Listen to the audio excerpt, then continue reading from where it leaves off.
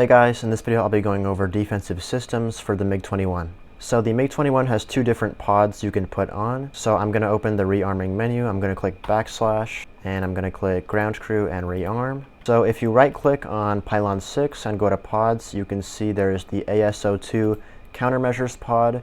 And if you right click on pylon 3 and go to pods, you can see there's the SPS 141 jamming pod. So you can only have one at a time.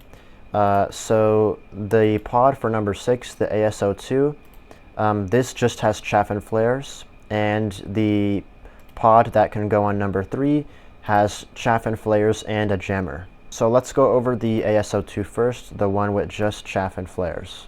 This is what the pod looks like on the plane. So first you need to power the countermeasures. So you come to the right and you turn on these two switches that says JATO start system and JATO jettison system. So power both of those on. And then in order to drop the countermeasures, you flip open this red cover and you click this button.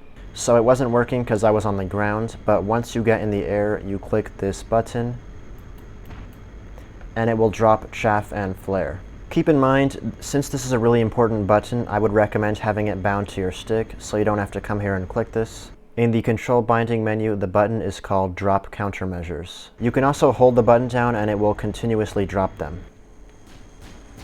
So now let's go over the SPS 141 jammer pod. This is what it looks like. Keep in mind the SPS 141 pod will also add an extra panel into your plane. This pod can drop chaff and flares and it can also jam. So on the panel there is an on-off switch right here. This left side is for the jamming part, and these switches on the right are for the chaff and flares. So in order to use anything, it has to be turned on. So you flip it on, and once it's on, this green light will come on. It takes around 30 seconds. There's also this test button here. If you click the test button, all the lights will turn on. You can see the red one's on now, and then eventually this one will turn on too.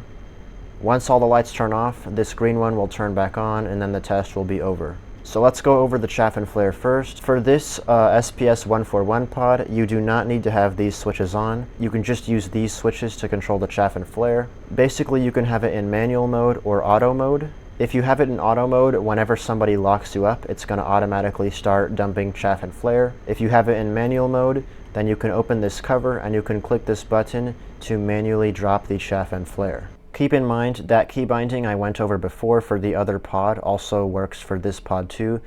This one here that says drop countermeasures. This switch right here, whenever you have it down, it is off, so it will not drop any chaff or flares. If you have it in the middle or in the up position, it is on. In the middle position, it will drop 2 flares, and in the top position, it will drop 1 flare. In the top position, it will drop flares alternating between the sides of the airplane, so it'll drop a flare from the left, then a flare from the right, then a flare from the left, then from the right.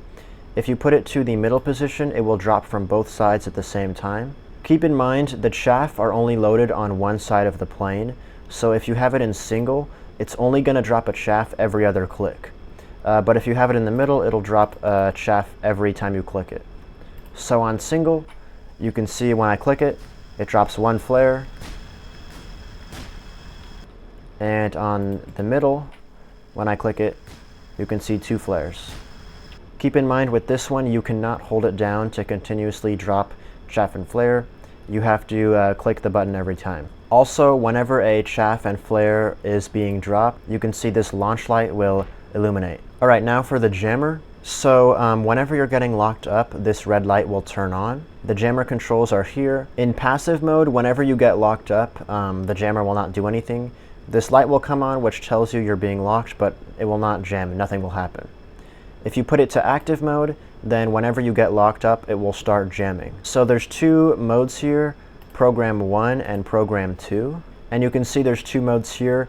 Up is continuous and down is impulse. So it's not exactly clear what these modes do. It's not really explained in the manual. Based on what I've been able to find online, it seems like if you have it in impulse in program 1 or 2, or if you have it continuous program 1, all those modes are the exact same thing.